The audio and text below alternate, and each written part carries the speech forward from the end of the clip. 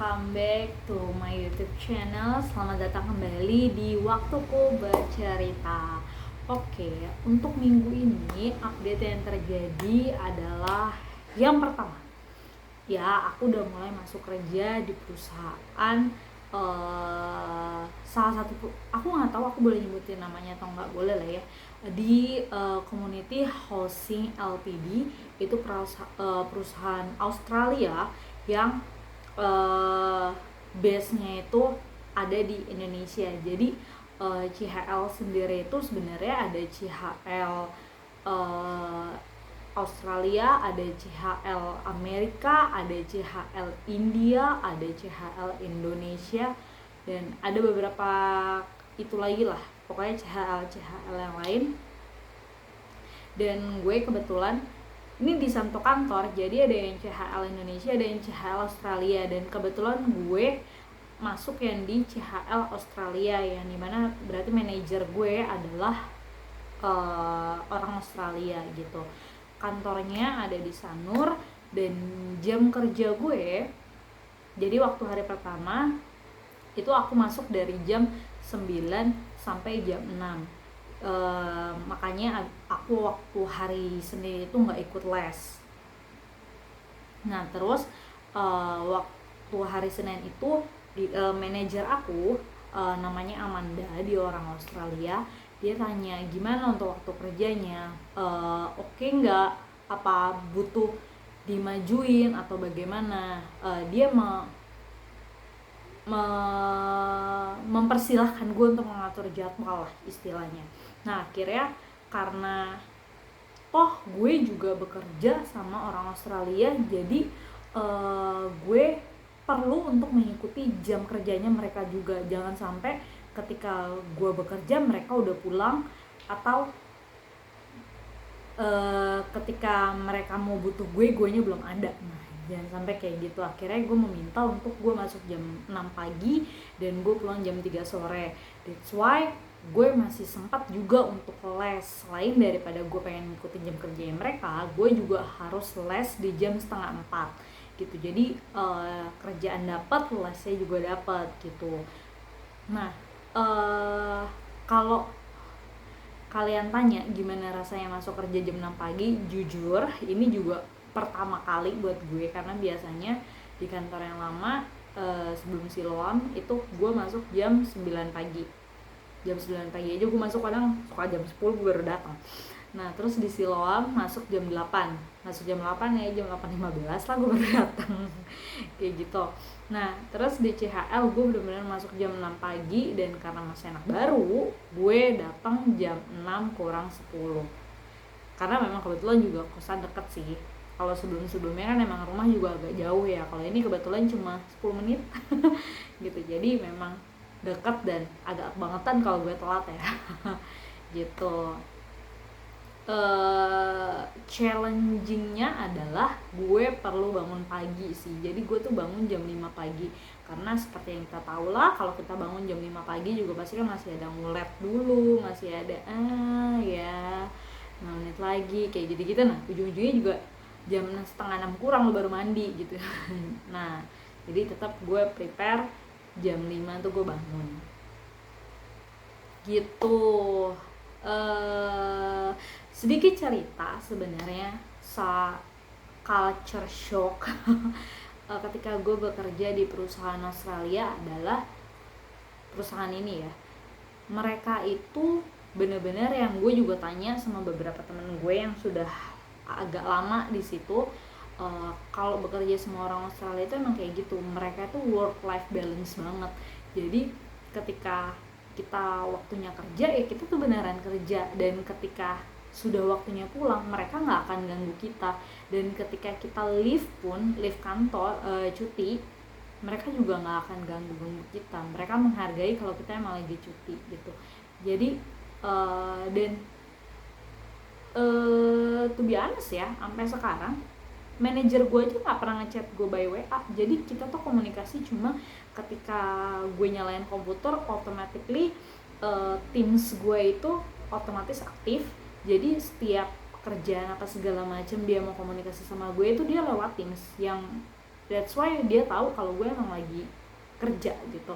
Nah ketika Teams gue off, berarti gue memang sudah selesai bekerja dan dia nggak akan ngechat lagi gitu. Jadi dia nggak akan minta nomor WA untuk chat di luar jam kantor tuh, tidak. Jadi dan bukan karena gue baru jadi belum dikasih kerjaan atau apa ya, bahkan gue sudah mulai bekerja gitu, karena kan ya kita punya experience masing-masing lah ya, beda sama anak baru yang memang belum sama sekali punya experience, mungkin bisa diajarin ya sebulan baru dikasih kerjaan. Nah kita kan di sana memang sudah ibaratnya profesional ya. Nah gue pun juga sudah punya job desk gue sendiri yang udah walaupun dari 26 job desk gue baru bisa ngerjain 5, tapi at least gue udah punya job desk gue sendiri yang gue sudah bisa take over itu sendiri gitu dalam seminggu kemarin.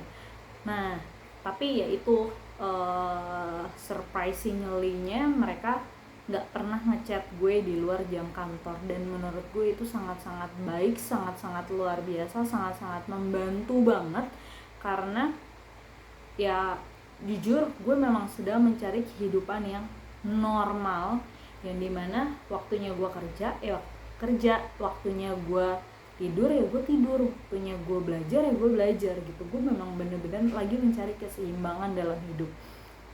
Itu yang pertama. Yang kedua adalah gue juga sedikit surprise, takjub, karena setiap pagi manajer gue itu selalu nanya how you're feeling. Jadi bukan nggak basa-basi kayak how are you good, jadi how was your feeling today. Dia nanya bagaimana perasaan gue hari ini, apakah gue stres, apakah gue happy, ataukah gue gimana, dan dia memastikan kalau gue itu happy di sana, gue tidak stressful, dan dia selalu menanyakan apakah ini kerjaannya kebanyakan atau apa gimana. Nah pokoknya memastikan kalau kita itu enjoy untuk kerja di sana, memastikan kalau kita tuh enjoy, bukan untuk kerjanya namun untuk kerja lah. Bagi mereka memastikan kalau kita tuh sehat secara mental. Nah gue pikir hanya gue doang, ternyata enggak. Semua teman-teman gue yang kan yang tadi gue bilang, kita ada yang Australia, ada yang Indonesia. Nah semua teman-teman gue memang kerja juga manajernya orang Australia, mereka mengalami hal yang sama. Jadi manajernya itu mau nambahin kerjaan tuh kayak dia nanya, kalau aku nambahin ini masih oke nggak, masih memungkinkan nggak, kalau misalkan enggak, nanti dia akan cari solusi lain, apa nge-hire orang baru atau bagaimana. Nah kayak gitu. Jadi manajernya itu punya kepekaan segitunya. Dan terus kalau misalkan kita ada lupa sesuatu, mereka itu kan it's okay, it's good, you are good. Jadi kalau kita yang sendiri yang ngerasa nggak enak, tapi manajernya itu malah iya nggak apa-apa, ya udah nanti lain kali diinin aja. Jadi mereka tuh benar-benar baik banget menurut gue. Gitu. Jadi itu juga ya akhirnya membuat gue galau. Jerman lanjut gitu. Akhirnya enggak sih, gue belum memutuskan apa-apa. Gue tetap di sini dulu, karena memang kan Jerman gue juga masih belum ada keputusan. Bukan nggak ada keputusan sih, jadi gue masih proses ujian, proses nyari visa, proses bahasa, lulus apa segala macam, nyari kontrak dan lain-lain. Masih panjang perjalanan, dari selama itu belum terjadi ya gue akan stay di sini dulu gitu. Dan gue memang enjoy untuk menjalani hari-hari gue di sini sekarang. Gitu. Itu update yang pertama. Update yang kedua, ya akhirnya setelah 6 bulan nih, gue mulai dari September. Setelah 6 bulan, 5 bulan lebih, kelas online gue untuk bahasa Jerman sudah selesai hari ini, terakhir gitu. Jadi mulai minggu depan sudah tidak ada lagi kelas offline, tidak ada lagi kelas online, tapi kelas offline-nya masih tetap berlangsung. Dan kelas offline itu akan tetap berjalan sampai kita ujian. Nah ujiannya itu perkiraan minggu depannya lagi. Nah that's why gue nggak tahu apakah minggu depan gue masih bisa bikin video atau enggak. Hopefully semoga masih bisa, karena ya bikin video kan paling cuma 30 menit lah ya. Gue tuh selalu bikin video 1 kali tag, jadi tag jadi nggak jadi bodo amat, gue share. gitu. Jadi hopefully minggu depan tetap masih bisa bikin video lah ya. Nah itu jadi kelas online, kenapa sih kelas offline dulu? Kelas online satu udah selesai, tinggal kelas offline minggu depan paling terakhir. Habis itu ujian. Nah setelah itu ya tinggal kita lihat hasilnya gimana. Kalau misalkan ternyata ada yang gagal, berarti gue harus ngulang, dan ngulang berarti akan bayar lagi ya gitu. Itu update yang kedua. Update yang ketiga, gue nggak tahu gue udah pernah update di sini atau belum. Jadi kemarin tuh gue sempat ada mesin sepatu yang gue pikir kamargo ya pokoknya itulah, yang gue pikir itu penipuan. Ya udahlah ya, harganya 99.000, penipuan juga nggak rugi amat lah ya. gitu. Jadi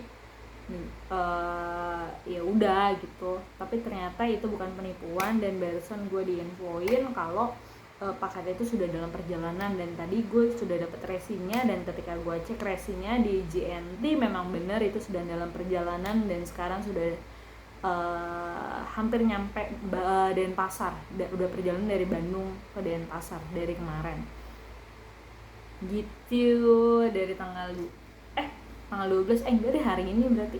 Jadi dari Bandung itu baru hari ini. Begitu teman-teman. Terus oh iya, ini spray juga udah ganti ya, beda kan ya, beda, spraynya udah ganti, baru beli baru beli Kintakun. Seminggu lah total. Terus oh iya, aku ngirim minta mama kirimin paket lagi dari sana, karena celana gue tuh pengen beli barang-barang di sini sayang, karena barang-barang gue di Bekasi itu masih banyak banget yang bagus-bagus, dan menurut gue kalau di sana aja gue masih bagus-bagus, kenapa gue harus beli? Gue tuh orang yang sayang banget gitu.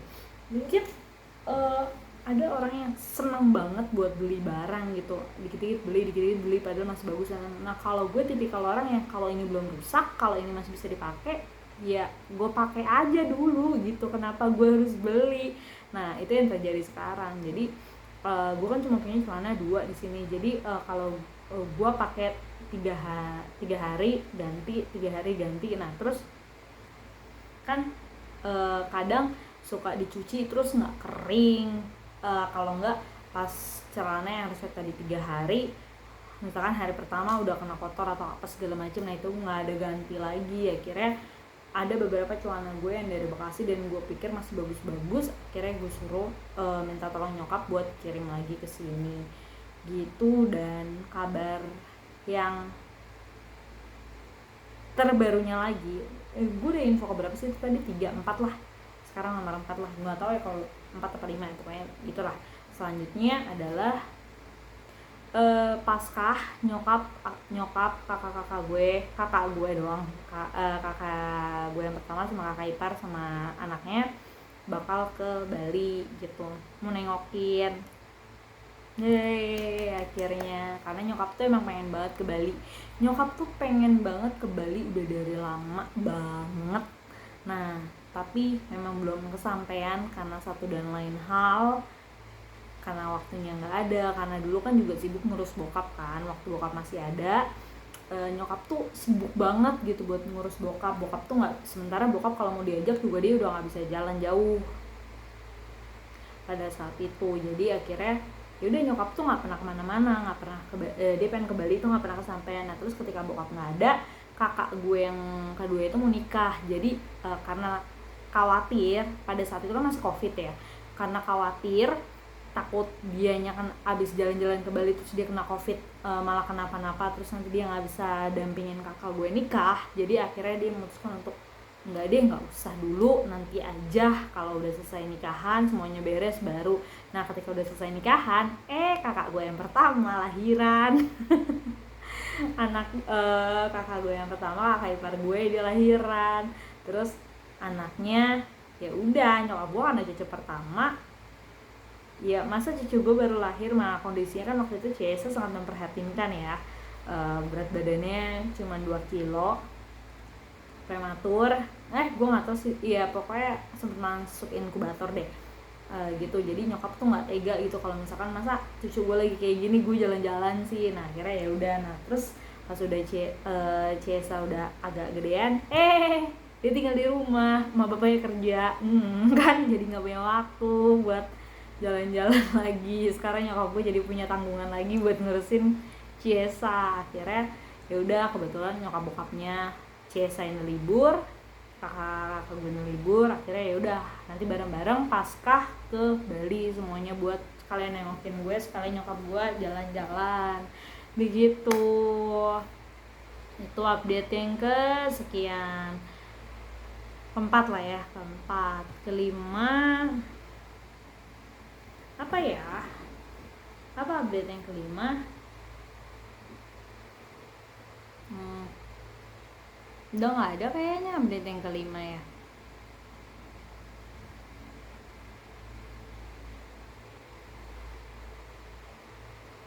Coba gue berpikir dulu. Kemarin tuh di otak gue sebenarnya masih banyak hal yang pengen gue omongin di hari ini, tapi sayangnya tuh lupa gue tulis, jadi gue juga lupa apa yang mau gue omongin. Kayaknya kemarin ada berita di mana, di Instagram yang gue baca, terus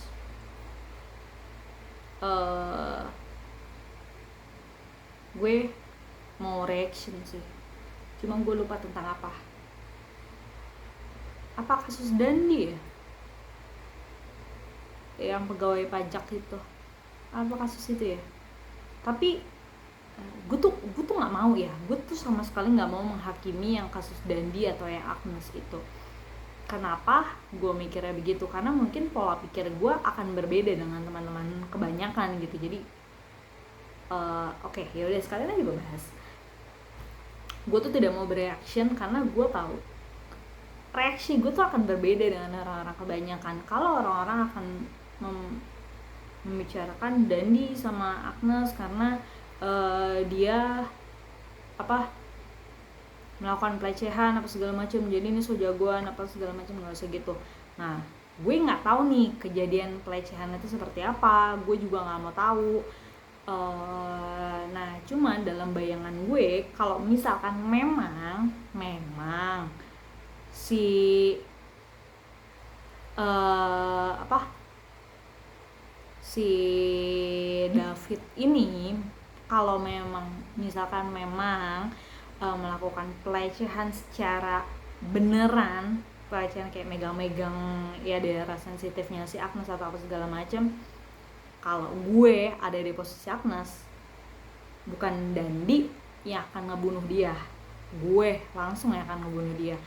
Karena dalam prinsip gue hidup, gue tuh cuma punya 2 pilihan tau, lu yang mati atau gue yang mati.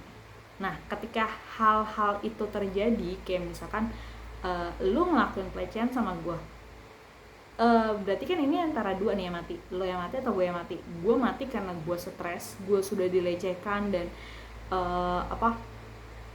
mental gue keganggu apa segala macam, dan akhirnya gue stres, lama-lama mati apa segala macam.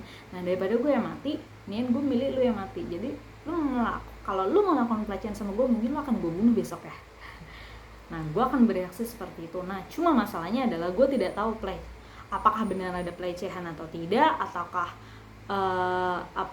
pelecehannya bentuknya seperti apa ya, gue nggak tahu gitu. Kalau cuma verbal mah gue nggak peduli lah. Tapi kalau misalkan udah main fisik, udah beneran tindakan, kalau misalkan memang ada pelecehannya seperti itu ya, gue akan membunuh dia dengan tangan gue sendiri. Gitulah pola pikir gue tuh seperti itu. Agak ekstrim memang, cuma nggak tahu kenapa manusia itu